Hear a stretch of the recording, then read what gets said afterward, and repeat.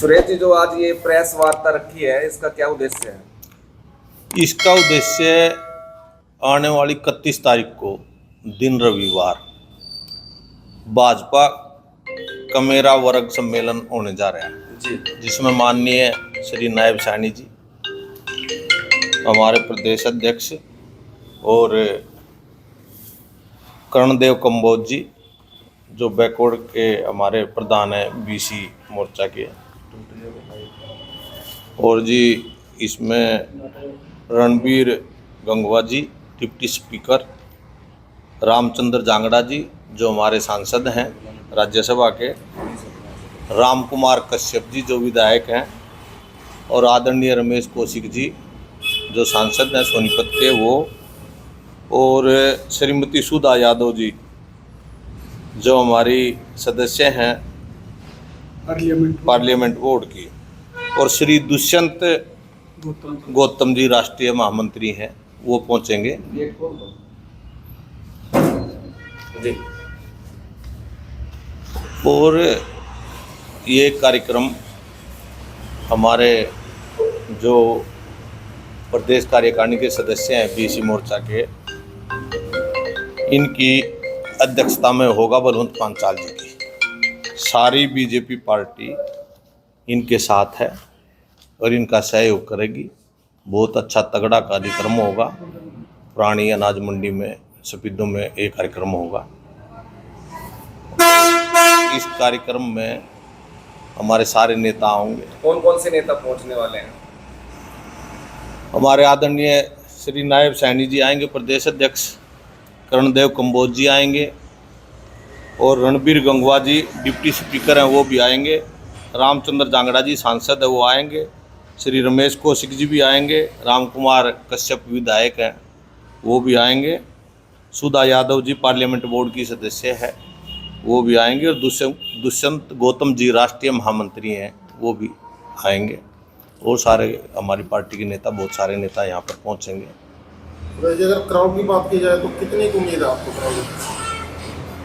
Crowd की? तो जहाँ तक बात है क्योंकि बीजेपी के साथ लोग मन से जुड़े हुए हैं, क्योंकि वो भी मन से जुड़े हैं तो हमारी गाड़ी भेजने की व्यवस्था कम रहेगी तो अलग बात है, नहीं तो लोग कम से कम 10-15 हज़ार लोग यहाँ पे आएंगे, कम से कम लोग अपनी साधनों से भी आएंगे। गाड़ी की व्यवस्था कम रही तो लोग कम रह सकते हैं, नहीं तो लोगों के तो बहुत इच्छा है भारतीय जनता पार्टी के जो इतने बड़े बड़े नेता यहाँ पहुँच रहे हैं उनके विचार सुने, और आने वाले भविष्य में भारतीय जनता पार्टी गरीब आदमी के लिए क्या करना चाहती है उसकी भी जानकारी उन्हें मिली। अगर बात की जाए भारतीय जनता पार्टी के पैनल तले ओबीसी की रैली है या सिर्फ बीसी की है? सिर्फ ये ओबीसी की है, और जब भी किसी भी पार्टी के इतने बड़े नेता आते हैं तो बैनर तो ओबीसी का ही है। सारे नेता आते हैं और जो उस पार्टी के निष्ठावान कार्यकर्ता वो भी आते हैं, तो स्वाभाविक है तो सारे लोग आएंगे, इसमें कोई दो राय नहीं है। बहुत सारे लोग जो इस पार्टी में इतने दिन से जुड़े हैं वो भी आएंगे, आप चाहे उनको रोको भी तब भी वो साथ में आएंगे। तो 3 राज्यों में जीत के बाद हरियाणा में कितने % चांसेस है भाजपा के? मैडम, हरियाणा में 100% चांसेस हैं जीत के, और आप देख भी लेना सरकार बनेगी।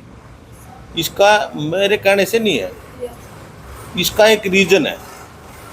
जो भारतीय जनता पार्टी की वोट है ना, वो साइलेंट वोट है, वो बोलती नहीं। कोई भी दूसरी पार्टी का नेता आएगा वो उससे कुछ भी नहीं बोलेगी, ना उसको मना करेगी। जब उनने जो काम करना, जो बटन दबाना है ना, वो बीजेपी का कमल का फूल ही दबेगा। और इसका परिणाम देखो 3 स्टेट में मिला भी है, सबको पता चल गया। और जो दूसरी पार्टी की वोटें हैं वो बोलते हैं, वो उग्र होके भी बोलते हैं, तो इसमें हमारे को कोई संदेह नहीं है। और जो बीजेपी पार्टी है या राष्ट्रवादी पार्टी है, बहुत सारे लोग इस बात को जानते हैं भी राष्ट्र सर्वोपरि होना चाहिए। जिसका राष्ट्र सुरक्षित नहीं है तो नागरिक कैसे सुरक्षित हो सकता है। बहुत सारे विचार इसी विचारधारा से जुड़े हैं और दूसरी बात, जो भला बीजेपी पार्टी ने किया किसी ने नहीं किया। मैं खुद अपनी बात करता हूँ, मैं कई पार्टी में रहा, जो मजा मैंने इस पार्टी में आया ना किसी पार्टी में नहीं आया मैडम, क्योंकि मेरी विचारधारा की पार्टी थी, अब मेरी सोच, क्योंकि मैं राष्ट्रवादी सोच का आदमी हूँ। और दूसरी बात, दूसरी पार्टी में तो कार्यकर्ता का तो इतना शोषण होता है, भारतीय जनता पार्टी में कार्यकर्ता कोई शोषण नहीं। और सबसे बड़ी बात यह, जो कार्यकर्ता काम करता है संगठन उसका ध्यान रखता है, मांगने की जरूरत नहीं है। अब 3 स्टेट में आपने देखा भी है, लास्ट की पंक्ति से भी उठा के मुख्यमंत्री बनाया, किसी ने सोचा भी नहीं, आप और हमने भी नहीं सोचा भी ये आदमी मुख्यमंत्री बन जाएंगे। बीजेपी ऐसी पार्टी है, कोई भी जितनी मेहनत करेगा आगे बढ़ जाएगा। किसी तो जो किसानों के साथ वादे किए थे पिछले आंदोलन में, तो वो क्यों नहीं पूरे हुए? उसकी क्या मेन रीजन क्या है? आप यूं बताओ, किसानों का वादा कौन सा पूरा नहीं हुआ? आप बताओ मेरे को, एक वादा तो बताओ कौन सा पूरा नहीं किया। भारतीय जनता पार्टी एक ऐसी पार्टी है जो वादा करती है उसको पूरा करती है, किसी को ऐसे बरगलाती नहीं भारतीय जनता पार्टी। आय की दुगनी की बात करो आप, पूरे संसार में देखो महंगाई चरम सीमा पे है, पूरे वर्ल्ड का आप आकलन करो ना, भारत की ग्रोथ रेट देखो आप, पूरे वर्ल्ड की तुलना में सबसे नंबर 1 पे है। सरकारी स्कूलों में भी बहुत मंदा हाल नहीं, सरकारी स्कूल में जो थोड़ी बहुत त्रुटियां कमियां हैं वो अधिकारी के बेस पे है, माननीय मनोहर लाल मुख्यमंत्री जी के नॉलेज में नहीं है। जो संज्ञान में आया तुरंत प्रभाव से। कई गांव हैं सर जहाँ पे, मतलब कई गांव हैं ऐसे पिछड़े गांव ऐसे हैं जहाँ पे स्कूलों में बहुत ही ज्यादा मंदा हाल है। क्या की कमी है? टीचर की कमी तो अब सिलेक्शन हो रही है, सिलेक्शन जहाँ भी डिमांड होती है सिलेक्शन दे दिया है, और सिलेक्शन बैठने के लिए बेंच नहीं है। देखो मैडम, मेरे नॉलेज में तो है नहीं, जो व्यवस्था सरकार ने निर्धारित की है ना, सरकार ने जो व्यवस्था निर्धारित की है, अभी इतनी क्लास तक बच्चे बेंच पे बैठेंगे तो ऐसा नहीं हो सकता कहीं बेंच ना हो। और भारतीय जनता पार्टी तो जो अंतिम कुछ गाँव, हाँ अंतिम, कुछ गाँव, हाँ अंतिम पंक्ति में जो व्यक्ति खड़ा है ना, तो उसकी सोचती है भारतीय जनता पार्टी। इस पार्टी का तो मूल मंत्र है, पहले देश फिर पार्टी, पहले देश फिर पार्टी, फिर बाद में कार्यकर्ता की नहीं है। कार्यकर्ता को भी स्पष्ट हिदायत है, ये सारे कार्यकर्ता बैठे हैं, परिवारवाद नहीं है इस पार्टी में। और दूसरी बात, सबको हिदायत है, जिसने सेवा करनी है तो पार्टी में आओ, नहीं तो आप कहीं दूसरी जगह काम कर सकते हो। जिसने समाज की सेवा करनी है, समाज सेवा के नाते ही आप इस पार्टी में ज्वाइन कर सकते हो। श्रेय जी, सम्मेलन को लेकर के सफीदो हल्के की जो जनता है उससे क्या अपील करना चाहिए?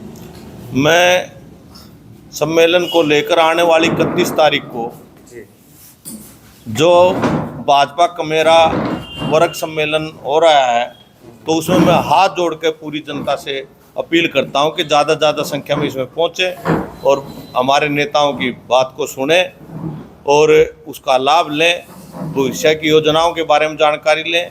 और जो आज भारतीय जनता पार्टी ने जो ऑनलाइन सिस्टम चला रखा है, घर बैठे अपनी सुविधाएं पाएं, सबकी जानकारी लें, यही मैं अपील करता हूं कि ज़्यादा से ज़्यादा संख्या में लोग वहां पर पहुंचे। जी, बहुत बहुत शुक्रिया। और अमरपाल राणा जी इसमें जुड़ चुके हैं हमारे साथ, उनसे बात करते हैं, उनका क्या कुछ कहना है।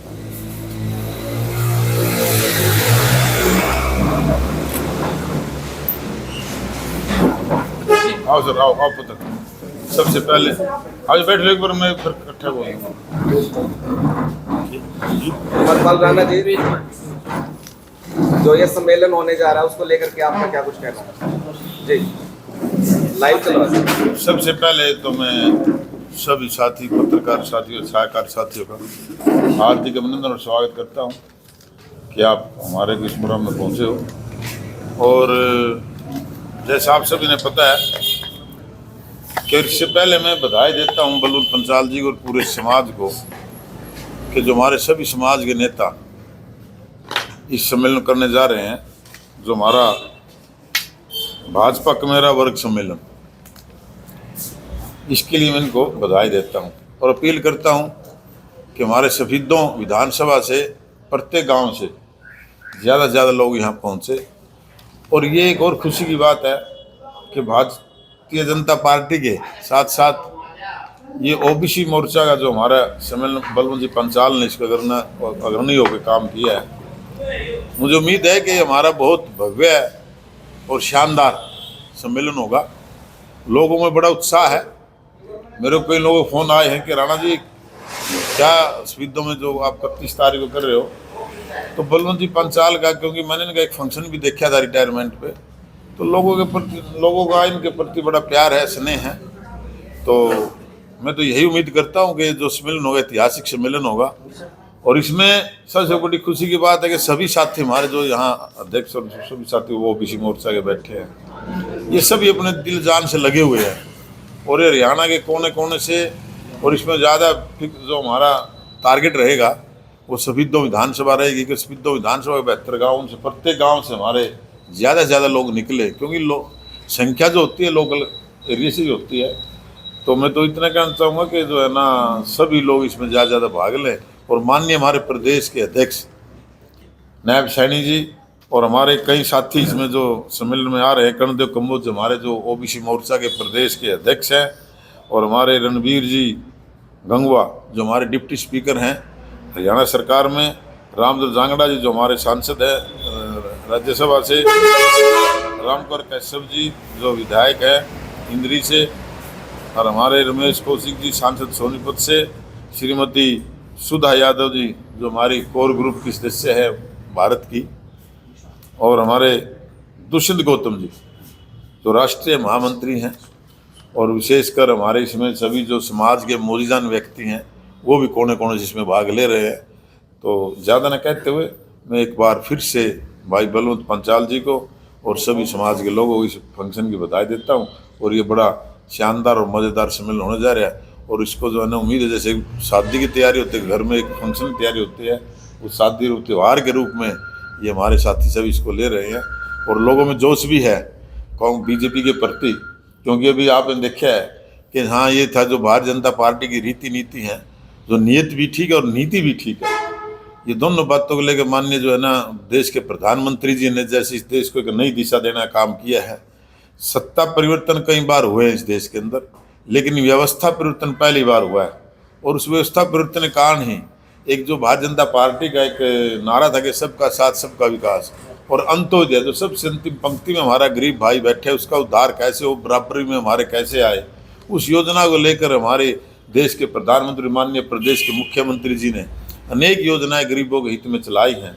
अब मैं एक उदाहरण जैसे फैमिली आईडी का उदाहरण देता हूँ। कितनी पहली बार हमें देखा, हमें उस समय भी याद था गांव में 5,000 चौधरी होते थे, वो कहते ले भाई 1,000 रुपये दे तेरी पेंशन बनवाऊंगा, तेरे 2 तनख्वाह मुझे देना तो पेंशन बनवाऊंगा।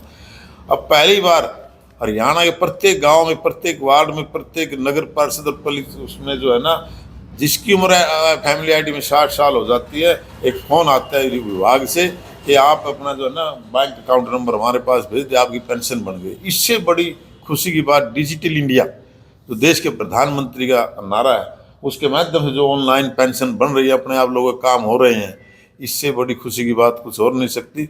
और जो वास्तव में सबका साथ सबके विकास की बात जो की थी, पहले के बीपीएल कार्ड उन लोग चहितों के बनते थे जो उनके अपने निजी आदमी होते थे, लेकिन आज सरकार ने एक नियम बनाया जिसकी आमदनी 1,80,000 से, चाहे वो जनरल में है, चाहे वो ओबीसी में है, चाहे एससी में है, किसी भी वर्ग में है, उस व्यक्ति को बीपीएल कार्ड की वो सुविधाएं मिलेंगी जो उस व्यक्ति को मिलती थी। क्या कुछ विशेष रहने वाला है जी? क्या कुछ विशेष रहने वाला है? कहाँ सम्मेलन विशेष? आप देखेंगे उस दिन जो है ना यहाँ स्वीडो में जाम लग जाएगा और यहाँ आपने सिर ही सिर दिखाई देंगे और आप भी अचंभित हो जाएंगे, आपका कैमरा भी छोटा पड़ जाएगा, इतनी भीड़ यहाँ आने वाली है। ये नज़ारा होगा। कुछ दिन पहले राणा जी पिल्लूखेड़ा में पन्ना प्रमुख सम्मेलन हुआ था जी, तो उसमें बहुत भारी भीड़ हुई थी। क्या उस तरह की भीड़ अब की बार में जुटने वाली है? देखिए वो हमारे चिन्हित कार्यकर्ता थे, ऑन रिकॉर्ड कार्यकर्ता थे। एक बूथ से हमारे 10 यूथ वहाँ जो कार्यकर्ता थे उसमें पन्ना प्रमुख सम्मेलन में, जैसे हमारा एक इस पेज पे 50 वोट होती हैं, इसका जो अनेक कार्यकर्ता था और उसमें जो अनेक चिन्हित कार्यकर्ता हमने बुलाए थे, वहाँ आम जनमानस नहीं थे, आम जनता नहीं थी।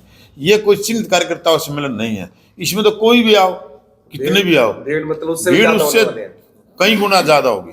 और ये पहले एक बार नहीं, हमने कई रैलियाँ यहाँ अनाज मंडी में की हैं और जितनी रैलियाँ यहाँ चाहे चुनाव समय की हुई हैं चाहे बिना चुनाव की, माननीय मुख्यमंत्री की रैली 3 अप्रैल को हुई थी, वो दिन भी आपको याद होगा कि मंडी की सारे जो है ना जगह कम पड़ गई थी।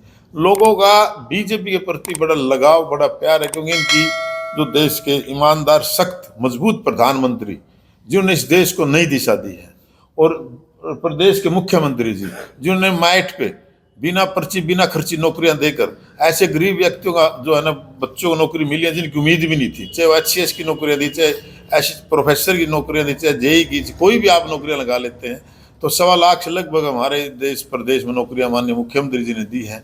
और उसी का कारण है कि बिना पर्ची बिना खर्ची, पहले हमने उस दिन देखा है कि पिछली सरकारों में कोटे बनते थे और वो जो है ना किसी मंत्री या विधायक के माध्यम से वो उनके कोई स्वागत करता था, कोई उनको गोल्ड देता था, कोई पैसे देता था, ऐसे उनके स्वागत में खर्चा करते थे। आज हमारे माननीय मुख्यमंत्री, मुझे याद है जब मैं जिला अध्यक्ष था और HCS जब लड़की यहाँ लगे 7 HCS जिला जींद से लगे थे, और एक लड़की हमारी बाबा बस्ती से थी, एक लड़की, उसको कहा घर उनके मिठाई डिब्बा देगा, वो मलार से था, तो जब वो लड़की पास मिठाई देने उसकी आंखों में आंसू थे।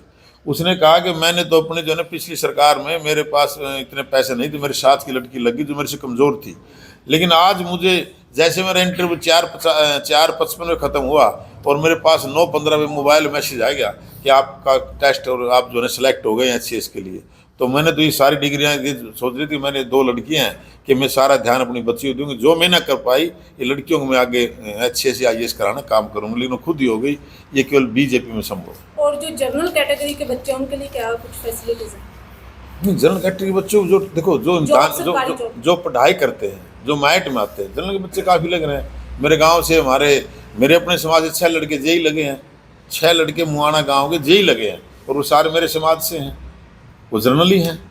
तो इसमें जो पढ़ता रहा, जो बच्चों का एक विश्वास उठ गया था पढ़ाई से, जिनके मन में उस समय ये हो गया था कि भाई पढ़ाई करने का कोई फायदा नहीं, ये तो या तो पैसे वाले लगेंगे या पावरफुल आदमी लगेंगे, एक ये मैसेज था बच्चों में। क्योंकि और ज्यादातर जो बच्चे हैं वो विदेश की तरफ जा रहे हैं। देखिए अब यहाँ पे कह रहे हैं कि जनरल वालों के लिए सरकारी नौकरी है ही। आपकी बात में बिल्कुल मैं उसको दुरुस्त मानता हूँ, लेकिन क्या है, जो बच्चे यहाँ इंटेलिजेंट, जो बच्चे पढ़ने वाले हैं, जो बच्चे नहीं पढ़ रहे, मन होता है कि आदमी का, अपने देखो परमात्मा की शक्ल सबकी अलग अलग है, अब सबका विचार भी अलग है।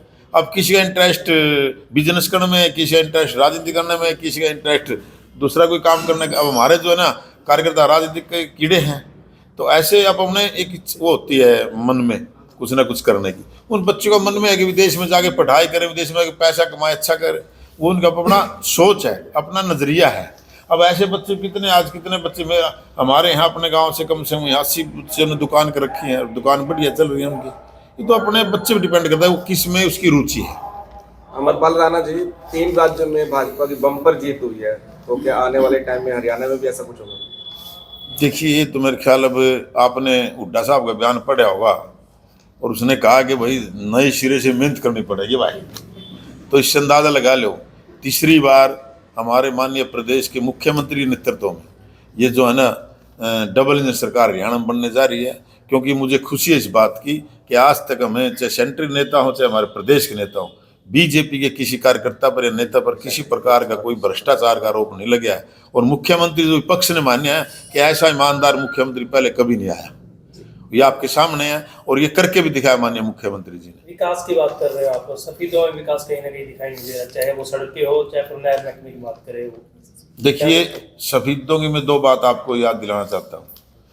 कई बार क्या होता है, हाँ बोलो, आप बोलो, इकट्ठे दे दो। जैसे कि ये स्काईलार्क वाला रोड है, बोली रोड है, उसकी हालत बहुत ही ज्यादा खराब है कि वहां से आने जाने वाले लोगों को बहुत ज्यादा दिक्कत होती है, एक्सीडेंट भी होती है। पानीपत रोड भी देख लीजिए सर, इतने एक्सीडेंट होते हैं। देखिए, अब जो है ना, आपको ध्यान होगा, जींद से पानीपत हमारा जैसे सन से करनाल रोड बने हैं, इतना चौड़ा से टेंडर हो चुके हैं और जल्द इस पे काम शुरू हो जाएगा, इसकी मंजूरी आ चुकी है। 3 साल हो गए। नहीं 3 साल नहीं, वो पहले क्या था, पहले इस पर ऑब्जेक्शन लग गया था, कहीं क्या पहले जब ये मंजूर कराया उस पर ऑब्जेक्शन लग गया था, और विभाग ने कहा था कि इस पर इतने ट्रैफिक नहीं है। ये हम गहराई में गए इस मामले में, मैं जिला अध्यक्ष था उस समय, में गहराई में गया, माननीय हमारे सांसद महोदय मेरे साथ थे, जब हमने कहा कि इसकी तसल्ली करो कहाँ क्या है, जब NH वाले से उन्होंने बात करी तो कोई उनका अपना क्राइटेरिया था कि इस पर इतने साधन नहीं है, लेकिन फिर उन्होंने अपने हिसाब से, कौशिक साहब ने भी और सब ने जोर लगा के इसको दोबारा से मंजूर कराया है। सर, सरला मेमोरियल कॉलेज के सामने जो सड़क बन रही है उस पर जो ईंटें हैं वो 15 साल पुरानी ईंटें लगाई जा रही हैं, और सड़क के बीचों बीच कई खंबे ऐसे हैं कि अगर वाहन स्पीड से आ रहा है और आने वाली सर्दियों में कोहरे में आ रहा है तो एक्सीडेंट भी हो सकता है। ये बहुत अच्छा प्रश्न आपने किया। ये हमारे संज्ञान में भी जनसंवाद हमारे चल रहे हैं जो प्रदेश में, उस जनसंवाद में ये मामला आया था सड़क वाला, और उसमें हमने ये कहा था भाई जो डिपार्टमेंट, क्योंकि पॉलिसी होती है सिस्टम डिपार्टमेंट की, जो बिजली विभाग का है तो बिजली विभाग को लिखा जाता है और उसको उसमें टेंडर लगता है, वो पैसे आपने सारा पता ही है, तो उसमें थोड़ा ऑनलाइन होने के कारण थोड़ा समय लगता है, क्योंकि अब जो है ना ऑनलाइन उसमें ये संज्ञान में मैटर और ये हमारे जनसंवाद में आ चुके हैं और जल्दी इसका समाधान हो जाएगा। क्या हरियाणा में फिर से गठबंधन की सरकार आएगी? देखिए ये ऊपर के नेताओं का मामला है, हमारे सत्र का मामला नहीं है कि गठबंधन करेंगे ना करेंगे, लेकिन हमें उम्मीद ये है कि हम तो 10 की 10 बीजेपी की हमारी सीट पहले भी आई थी और 10 की 10 हमारे लोकसभा जीतेंगे, और हम जो है ना 60 से ऊपर सीट हमारी जो है ना बीजेपी के हरियाणा में आने वाली है। राणा जी, लोकसभा की सीटें तो 10 की 10 आएगी, लेकिन हरियाणा की सीटें कितनी आएगी? क्योंकि सरपंच भी नाराज है, एंटी इनकम्बेंसी का मुद्दा भी है। सर कहीं ना कहीं कर्मचारी और टीचर्स भी नाराज है क्योंकि लाठीचार्ज जो चंडीगढ़ में किया गया था उसके बाद से। देखिए मैंने अभी एक बात कही अपने आप को कि सिर पे चुनाव है और नेताओं का, हमारे माननीय मुख्यमंत्री जी का और प्रधानमंत्री जी का बहुत अच्छा सिस्टम है, उनको कोई आम आदमी सुझाव देता है अच्छे काम के लिए, उसको वो अमल में लाते हैं। ये एक बार नहीं कई बार हुआ है। अब आपने देखा जीन से पीछे एक सुझाव माननीय प्रधानमंत्री जी के पास गया, उन्हें तुरंत प्रभाव से उस काम को करने काम किया। वैसे हमारे जो है ना माननीय मुख्यमंत्री जी, कितनी समस्या जो कांग्रेस ने छोड़ गई थी, मैं बड़े गर्व के साथ एक बात कह सकता हूँ कि हमारी पिछली सरकारों में जितनी भर्तियाँ सब में कोर्ट केस हुआ, लेकिन हमारी सरकार में जितनी भर्तियाँ किसी में कोर्ट केस नहीं हुआ, और जिसमें कोर्ट केस है तो उसमें जो है ना कहीं आपस में जो लड़के ने अपने हिसाब से कोई कमी दूसरे इसको ये नंबर इतने हिसाब ऐसे केस हुए हैं, लेकिन चैलेंज नहीं हुआ। जैसे पिछली सरकारों में नौकरियां गई और 10-10 साल जो जिनके रिश्ते भी अच्छे घर में हो गए थे नौकरी के कारण बेचारे छुट गए। एक ईटीओ लगे थे, आपने ध्यान होगा, मेरा एक 7वीं क्लास फेलो था, ईटीओ लग गया उस समय चौटाला की सरकार में, और रिश्ता बड़े अच्छे घर में हो गया ईटीओ का भी लड़का दोनों, और बाद में घर में गुंजाइश कम थी तो वो रिश्ते तक छूटे हैं। ऐसा भी हाल सरकारों ने किया, लेकिन हमारी सरकार में ऐसा नहीं हुआ। बस आपने हमारे को मान सम्मान, धन्यवाद, आपने हमारी बात। बलवंत जी किस तरह की तैयारियां? बलवंत जी बोलने देंगे पूरा भाई बीच में पूरा दुल्हा जो इस बारात का। जी बलवंत जी, सम्मेलन के लिए किस प्रकार की तैयारियां जो है वो चल रही हैं? सम्मेलन के लिए हम गांव-गांव के में जाएंगे और तैयारियां चल रही हैं। लोगों में बहुत उत्साह है क्योंकि हमारे माननीय अध्यक्ष जी एक तो ओबीसी समाज से हैं, ओबीसी समाज में विशेष तौर पर उत्साह जगह है और वोटों का परसेंटेज पहले से बढ़ेगा, ये काफ़ी बढ़ेगा। किन मुद्दों पर लेकर ये सम्मेलन होगा? किन मुद्दों पर लेकर? ये तो आप देख रहे हैं कि 2024 के चुनाव नज़दीक हैं और ये पब्लिक की ओबीसी मोर्चे की विशेष तौर पर डिमांड थी कि कोई न कोई नेता बुला कर यहाँ सम्मेलन किया जाए, और नवनियुक्त माननीय हमारे प्रदेश अध्यक्ष नायब जी सैनी ने बागडोर प्रदेश की संभाली है, तो लोगों में इस बात का उत्साह है। तो मेरे पास समाज के ओबीसी मोर्चे के काफ़ी लोगों ने मेरे को बार बार कंपेल किया कि आप माननीय अध्यक्ष जी को इनवाइट करो, उनका स्वागत भी हो जाएगा और हमारा ओबीसी सम्मेलन भी हो जाएगा। आप ओबीसी कार्यकारिणी के सदस्य हैं, तो ओबीसी वर्ग से कितने लोग पहुंचने वाले हैं? इतना उत्साह है कि घर से सभी लोग उम्मीद बैठे हैं कि हमने मौका मिला और हम सब पहुँचे। सम्मेलन की जगह कहाँ निर्धारित की गई? है जी, सम्मेलन की जगह कहाँ निर्धारित की गई? समझे? जगह ये सम्मेलन सफीदों की पुरानी अनाज मंडी में 31 दिसंबर रविवार के दिन होने जा रहा है। कितने लोगों के पहुंचने की आशंका? कितने लोगों के पहुंचने की उम्मीद है? अच्छा, हमें ये उम्मीद करते हैं कि 10-15 के हज़ार के बीच में लोग अवश्य पहुँचेंगे। ठीक है, थैंक यू। तो मैं निवेदन करूंगा आम पब्लिक से, जिस उत्साह के साथ आपने मेरे को कंपाइल किया है उस उत्साह के साथ लोग पहुंचेंगे, ये उम्मीद करता हूँ। टिकट मांगूंगा।